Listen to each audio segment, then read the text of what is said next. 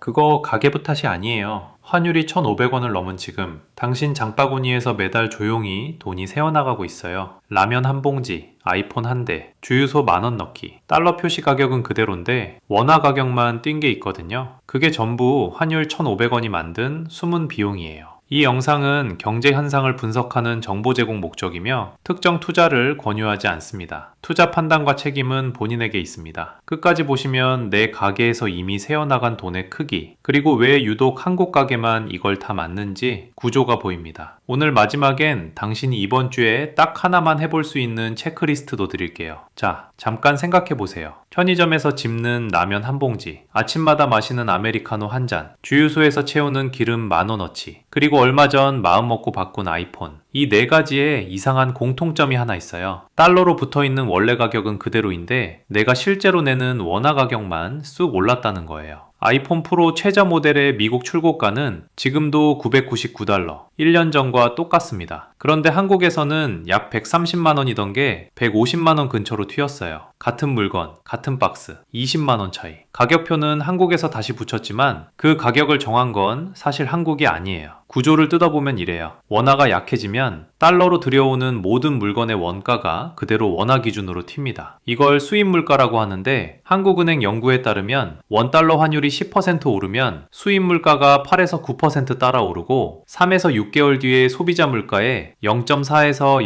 0.8%포인트가 얹혀요. 말하자면 환율 뉴스 한 줄이 내 장바구니에 꽂히기까지는 반년이면 충분하다는 겁니다. 여기서 핵심은 한국의 원재료 의존도예요. 2022년 농림축산식품부 기준 곡물 자급률은 22%, 밀 자급률은 0.7%, 팜유는 아예 0%입니다. 라면 한 봉지 원가의 근간은 서울이 아니라 시카고 곡물시장과 말레이시아 항구에 있다는 뜻이에요. 달러로 사와서 원화로 파는 구조. 그래서 환율이 움직이면 라면 봉지 뒷면 원재료 표시란부터 조용히 흔들리기 시작합니다. 그러니까 이런 그림이 되는 거예요. 마트 라면 코너에서 1,000원짜리 한 봉지를 집어 계산대에 올렸는데 그 가격표를 정한 사람은 서울 본사 구매팀이 아니라 워싱턴에서 금리 회의하는 사람들이었어요. 내가 쿠폰 앱을 아무리 뒤져도 가계부를 아무리 꼼꼼히 써도 이 라인은 내 통제 바깥에 있습니다. 환율이 1,300원대에서 1,500원대로 넘어오는 그 순간 내가 지갑을 꺼내기도 전에 장바구니 총액은 이미 올라간 상태인 거죠. 그래서 요즘 왜 이렇게 돈이 빠르게 빠져? 하는 느낌. 그게 당신 탓이 아니라는 이야기예요. 그런데 이게 우리 가구 하나당 얼마나 새어나가고 있는 건지 월 단위 금액으로 따져보면 좀 소름이 돋습니다. 연 단위로는 더 선명해지고요. 수식으로 딱 한 번만 계산해 볼게요. 숫자 하나만 같이 넘어가 보시면 내 가계부에서 왜 그렇게 돈이 빠졌는지가 이상하리만큼 또렷해질 거예요. 자, 이제 본격적으로 계산기를 두드려 볼 차례입니다. 환율이 1원 오르면 국민 한 사람의 지갑에서 얼마가 빠져나갈까요? 숫자로 박아서 보여드릴게요. 쪄내는 이유가 있어. 모르면 평생 새는 거예요.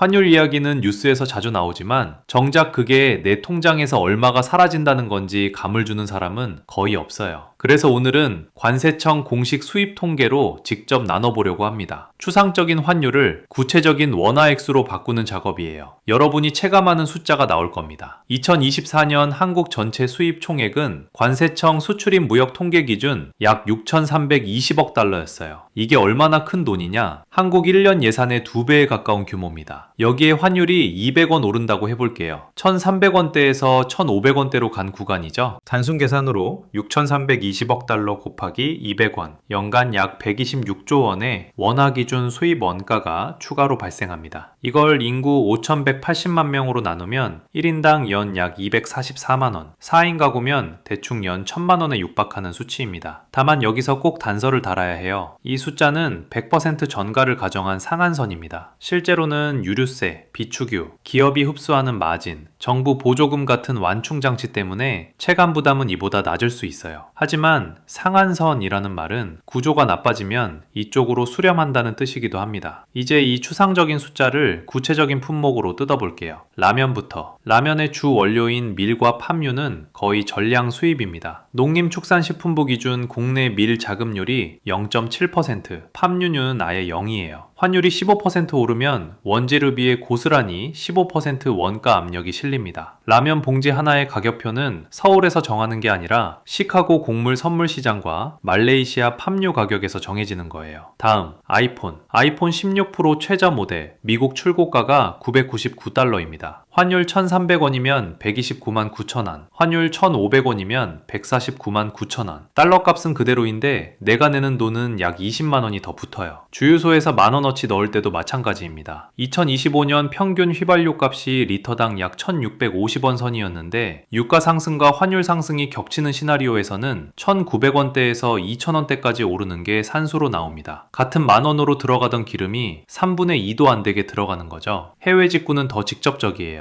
통계청 기준 2024년 해외 직구 시장은 약 7조 9천억 원, 그중 미국산이 28%를 차지하는데 달러 표시 가격이 동일해도 환율 1,500원 체제에서는 실질 결제 금액이 1,300원 시점 대비 약 15% 더 나갑니다. 그런데 진짜 문제는 따로 있어요. 이 모든 계산은 수입 물가가 오른 만큼 그대로 한국 가게가 떠안는다는 전제를 깔고 있는데 자본주의 국가들은 원래 이 충격을 분산시킬 구조가 있거든요. 왜 유독 한국 가게만 이 환율 펀치를 정면으로 다 맞는 걸까요? 같은 환율 충격이 와도 미국 가게는 거의 아무 일도 없다는 듯 지나갑니다. 일본도 한국보다 훨씬 덜 맞아요. 이 차이를 만드는 세 가지 구조가 있습니다. 다음 파트에서 해부할 게 바로 그거예요. 자, 여기서 질문이 하나 생겨요. 똑같이 환율 오르는 나라는 많은데 왜 유독 한국 가게가 이렇게 아플까요? 미국은 환율 신경도 안 쓰고 일본은 엔저에도 버팁니다. 한국만 유독 맞는 이유가 따로 있어요. 돈의 흐름을 따라가 보면 한국 가게 지갑으로 환율 충격이 꽂히는 경로가 정확히 3개 있거든요. 에너지, 식량, 그리고 원화 그 자체예요. 첫 번째 약점, 에너지입니다. 한국의 1차 에너지 해외 의존도는 약 94%. 에너지경제연구원 에너지통계연보 2023 기준이에요. 우리가 쓰는 전기, 가스, 휘발유의 원천 100 중 94가 외국 돈으로 사온다는 뜻이에요. 그중 원유 수입의 약 70%가 중동산입니다. 한국석유공사 페트로넷 2023-2024 기준이에요. 여기서 구조가 아프게 꺾입니다. 산업통상자원부 기준 유가와 LNG값 상승분이 약 6개월 시차로 전기요금에, 3개월 시차로 도시가스 요금에 반영돼요. 환율이 1,300원에서 1,500원으로 뛰면 달러로 사오는 원유와 가스 원가가 원화 기준으로 그대로 튀어올라요. 그리고 이건 거기서 끝나지 않아요. 전기, 가스값이 오르면 공장 원가가 오르고 공장 원가가 오르면 라면 봉지 한 장, 두부 한 모, 세제 한 통 가격으로 2차 전이 됩니다. 중동에서 오일을 싣는 순간 반년 뒤 마트 진열대 가격이 이미 정해지는 거예요. 두 번째 약점, 식량이에요. 한국 곡물 자급률은 22%, 농림축산식품부 2022년 기준이에요. 그것도 쌀을 포함한 숫자고 쌀을 빼면 한 자릿수로 뚝 떨어집니다. 밀, 옥수수, 콩은 거의 전량 수입, 라면, 빵, 과자, 튀김기름, 사료, 그래서 결국 삼겹살 값까지 그 뿌리가 달러로 사오는 곡물이에요. 이게 얼마나 극단적인지는 비교해보면 바로 보여요. 프랑스의 곡물 자급률은 약 160%, 먹고 남아서 수출하는 나라예요. 독일은 약 100%, 딱 자급 수준입니다. 한국은 22%. 프랑스, 독일 시민은 장바구니에 환율이 거의 끼어들지 않아요. 자기 땅에서 자란 빵을 자기 돈으로 사니까요. 반면 한국 시민은 라면 한 봉지를 집는 순간 그 원가표에 달러 부호가 찍혀 있습니다. 세 번째 약점이 제일 조용하면서 제일 묵직해요. 원화가 기축통화가 아니라는 것, 그리고 우리 세대가 해외 직구 세대라는 것이 겹쳤습니다. BIS 트리애니얼 서베이 2022 기준 세계 외환거래 중 원화 비중은 약 0.9%, 달러는 88%예요. 세계 장터에서 달러는 모두가 쓰는 공용 영수증이고 원화는 계산대에서 한 번 더 환전해야 하는 쿠폰 같은 겁니다. 그래서 시장이 불안할 때마다 사람들은 쿠폰을 버리고 영수증으로 달려가요. 원화 약세가 반복적으로 더 깊이 꺾이는 이유예요. 그 위에 우리 생활이 얹혀 있습니다. 2024년 해외 직구 시장은 7.9조 원, 통계청 2024년 기준이에요. 그중 중국이 48%, 미국이 28%. 미국 직구는 달러 표시가가 똑같아도 환율이 1,300원에서 1,500원으로 가면 실질 지불가는 약 15% 더 얹힙니다. 똑같은 사이트에 똑같이 담아도 원화로 빠져나가는 돈은 이미 15% 더 많아요. 유학은 더 직접적입니다. 교육부 기준 한국 해외 유학생은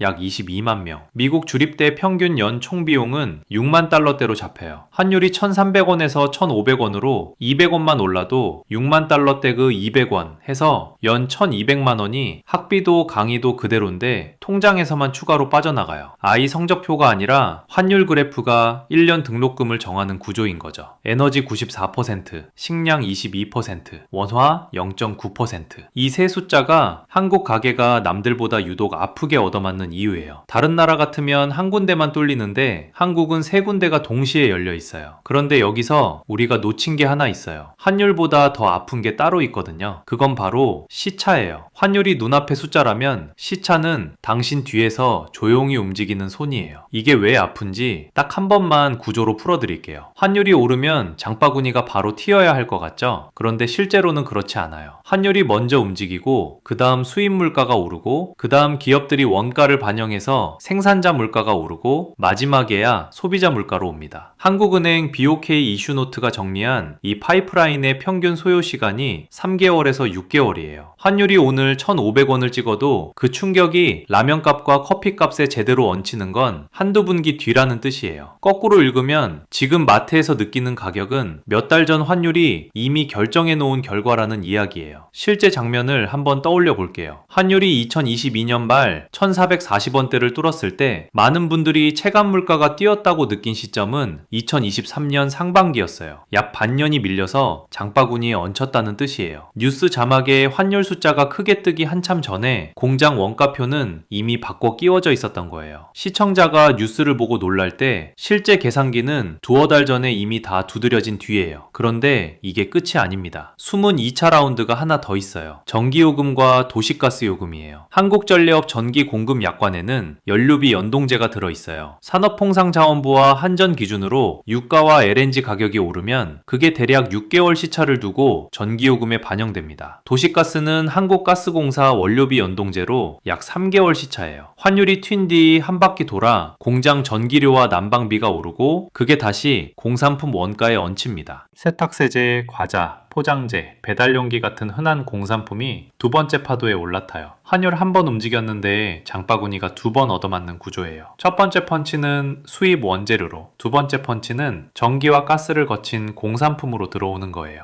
여기서 한 가지 기시감이 드실 거예요. 예전 두 번째 에피소드에서 금리, 물가, 환율 세 개가 서로 맞물린 삼각지표라고 풀었던 거 기억나시죠? 그 그림 한가운데에 끼어있던 게 바로 환율이에요. 물가가 튀면 금리를 올려야 하는데 금리를 올리는 이유의 절반은 환율 방어거든요. 원화가 너무 약해지면 한국은행이 금리 카드를 꺼낼 수밖에 없고 그 금리는 다시 당신 대출이자로 돌아와요. 결국 금리도 물가도 뿌리를 캐보면 환율이 먼저 흔든 결과인 경우가 많아요. 환율은 경제 뉴스의 끝이 아니라 시작이었던 거예요. 그러니까 마지막으로 하나만 기억하세요. 이걸 모르면 당신은 평생 한 발 늦어요. 뉴스에서 1,500원이라는 숫자를 볼 때 움직이는 사람은 이미 장바구니가 3번은 비워진 뒤에 뛰는 사람이에요. 진짜 게임은 뉴스보다 6달 앞에서 이미 끝나 있어요. 그럼 우리는 뭘 어떻게 해야 하는가? 가계부를 더 빡빡하게 쓰자는 얘기가 아니에요. 이번 주 안에 딱 한 가지만 해보면 구조가 보이기 시작해요. 그 한 가지를 마지막 파트에서 바로 드릴게요. 자, 처음으로 돌아가 볼게요. 영상 시작에서 제가 그거 가계부 탓이 아니에요 라고 말씀드렸죠? 여기까지 같이 보셨다면 이제 그 말이 단순한 위로가 아니라 사실이라는 걸 아실 거예요. 매달 조용히 새어나가던 그 돈, 커피 한 잔, 라면 한 봉지, 주유소 10,000원어치. 그건 당신이 가계부를 잘못 써서가 아니었어요. 아껴도 안 모이고 계산해도 안 맞던 이유는 가격표를 정하는 힘이 서울이 아니라 환율에 있었기 때문이에요. 자책하지 마세요. 이건 개인의 의지 문제가 아니라 구조의 문제였어요. 앞으로 장바구니 총액을 볼 때 가장 먼저 의심해야 할 건 본인의 소비 습관이 아니라 달러원 환율 그래프예요. 그 구조를 딱 세 줄로 정리해 볼게요. 첫째, 환율이 오르면 수입 물가가 오르고 그게 장바구니까지 내려오는 건 감정이 아니라 구조예요. 달러 표시 가격이 그대로여도 원화 가격은 오를 수밖에 없어요. 둘째, 한국은 에너지 94% 수입, 곡물 자급률 22%, 원화 외환거래 비중 1% 미만. 이 세 가지 약점이 겹쳐서 유독 더 아프게 맞아요. 셋째, 환율이 뉴스에 크게 나올 때쯤이면 라면 값은 이미 6개월 전부터 준비 중이에요. 뉴스보다 우리 지갑이 먼저 알아차려요. 그래서 오늘 딱 하나만 해보세요. 이번 주 마트 영수증 한 장 버리지 말고 꺼내보세요. 그 안에서 수입 품목만 한번 세어보는 거예요. 라면, 커피, 과자, 밀가루, 수입 과일, 수입 육류, 전체 금액에서 이게 몇 퍼센트를 차지하는지 계산해보세요. 그 숫자가 바로 당신 가게의 달러 노출도 지표예요. 숫자를 알면 그때부터 방어가 시작돼요. 다시 한번 말씀드릴게요. 이 영상은 경제 현상을 분석하는 정보 제공 목적이며 특정 투자를 권유하지 않습니다. 투자 판단과 책임은 본인에게 있습니다. 다음 편은 대출의 두 얼굴, 빚이 무기가 되는 사람과 독이 되는 사람 이야기로 찾아올게요. 구독 버튼 눌러두시고 다음 편까지 장바구니 영수증 하나만 챙겨두세요. 전에는 이유가 있어요.